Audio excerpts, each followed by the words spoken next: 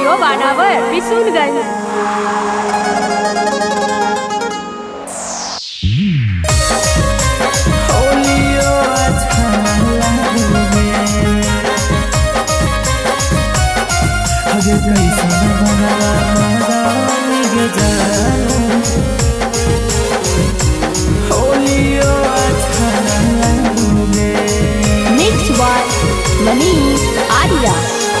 हगे छोड़ी के चल जाई भी ससुरावा कैसे जीवो हम पता न लगोगे। हगे छोड़ी के चल जाई भी ससुरावा कैसे जीवो हम पता न लगोगे। हगे कैसन बनवा मरनी गे जानू होली अच्छा न लगोगे।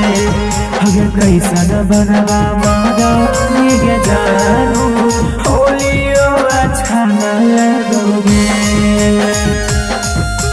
होली अच्छा न लगोगे।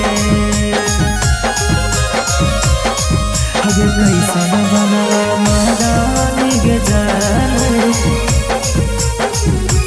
होली अच्छा न लगोगे। हगे कैसे हम जियो पगली तोरा गे भुला के हसुआ बहावहियोगे नरवा में लुका के।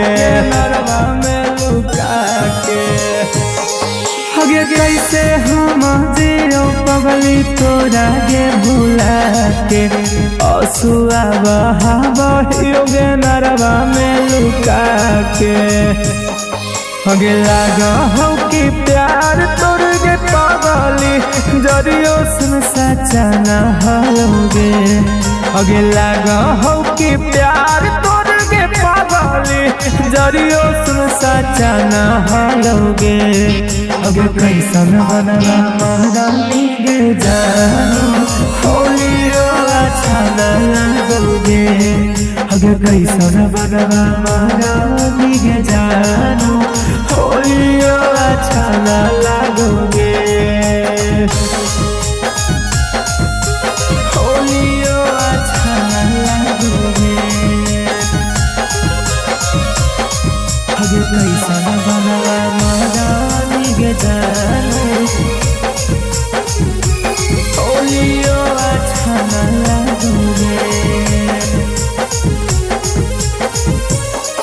हगे बड़ी याद आवो तोरे मीठी मीठी बोलिया तोरा बिना कैसे जानू कटते हमर होलिया।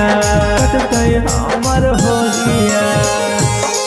हगे बड़ी याद आवो तोरे मीठी मीठी बोलिया तोरा बिना कैसे जानू कटते हमर होलिया। हगे रौशन साजन अभी कैसे जीतो ही पता न लगोगे।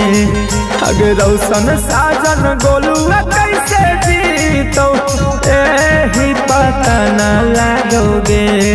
हगे कैसन बनवा मरनी गे जानू होली अच्छा न लगोगे। हगे कैसन बनवा मरनी गे जानू होली अच्छा न लगोगे। शिवांशु रिकॉर्डिंग स्टूडियो बानावर बिशुनगंज।